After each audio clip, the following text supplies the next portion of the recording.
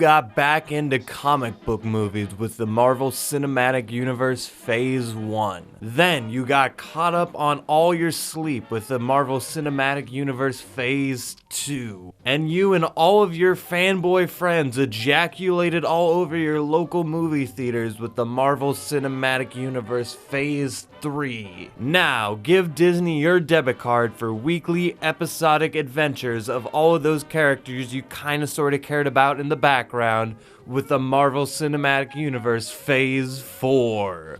And for the first round of Disney Marvel digital content, the first thing they got at the batter is WandaVision. And I'm not gonna lie, originally I had no intention of ever watching this show, and everybody in my immediate social circles was also not going to watch it. So a couple of weeks go by, and here I am making a video about WandaVision. Everybody I know is also talking about it because, you know, Disney has just hacked our brains like that. And I know exactly why nobody wanted to watch WandaVision a couple of weeks ago, because flashback to a year or two ago, we were all getting burnt out on superhero movies, especially Marvel superhero movies.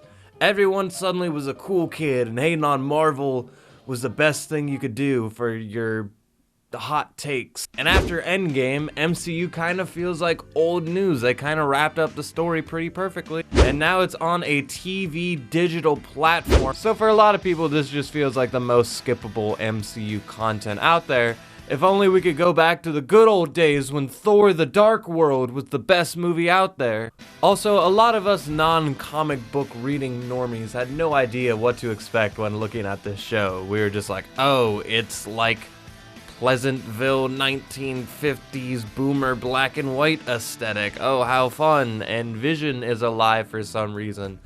Are they retconning like one of the best parts of Infinity War? And the answer to that is kinda. At the end of the day, WandaVision is a mystery, and that mystery just so happens to be dressing up as like a Reddit board fan theory that every comic book nerd is going to like cosplay as Matt Pat, and suddenly everyone knows the ending of WandaVision. Most of these theories revolve around Wanda being a bad guy, and she's got her own like Harrowy Suzumiya Matrix world that she's created, and she's just playing Sims with this giant village she's created. And again, this is how Disney hacks our brains. WandaVision, if it would have just came out in one day, everyone binged it, everyone would have been done talking about it in like a week and a half. No. They did this whole episodic format because they knew they could just put in a little reference here, put a little Easter egg here, and then suddenly it's all we're talking about. The whole episode will go by and we'll be like, oh shit, Vision went to work today, Wanda was a stay-at-home wife, and the last 5 minutes really cool, 10 out of 10 episode. And a lot of those references led to nothing. Shout out to all the gangle of people who were like going on about, oh, there's gonna be a Doctor Strange X-Men Multiversity of Madness crossover event. It's gonna be Avengers on steroids. Yeah, that didn't really happen. Personally, I think WandaVision's #1 objective is to get Scarlet Witch over as a main event level superhero.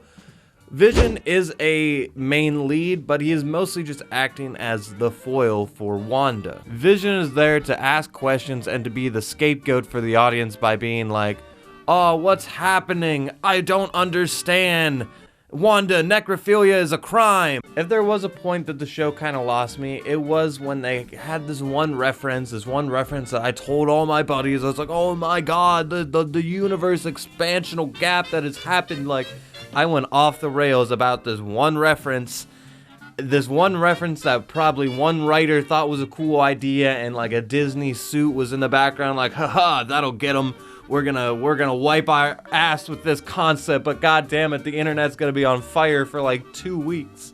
And that's exactly what goddamn happened. Maybe that was the plan, and then someone just came in and said, we're gonna save the crossovers for like the billion-dollar movies, if that's okay, and that's what ended up happening. Only other complaint is that the finale kind of just feels like any other Marvel MCU movie. You know, there's big fights, there's big CGI, there's stoic one-liners as the characters look deeply into the camera, and there's costume changes that are treated as like the pinnacle of character development. So if you originally came for the more meta, off-the-rails storytelling that the show is hitting you with towards the beginning, you're probably going to be disappointed by the end. But if you came for more Marvel MCU big fights energy, shonen battle schemes, and you were probably very bored on the way to get to that. Personally, I was captivated by the mystery, and by the time the big MCU fight scenes did happen, I was kind of like, my 13-year-old brain had kicked in by then. I was like, ooh, pretty colors, fights, and you know, that's enough for me.